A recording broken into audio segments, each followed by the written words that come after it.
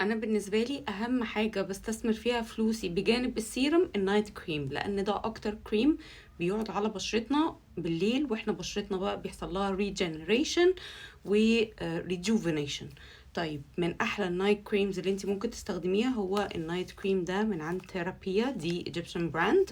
النايت كريم ده حلو جدا، بيشتغل على ترطيب البشره بعمق، ويديها كده احساس ان انت كنت عامله يعني a major skin care routine امبارح، وقمتي النهارده بشرتك جلوي وهيلثي.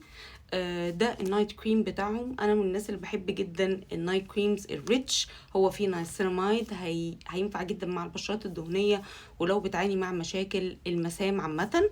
وكمان في اشينيسيا. كل الحاجات دي بتعمل ريجنريشن للسكين، بحيث ان انت تقومي تاني يوم تلاقي فعلا في فرق في بشرتك. من الحاجات اللي حلوه فيه برضو الماكاديميا اويل. الماكاديميا اويل ده من الحاجات الحلوه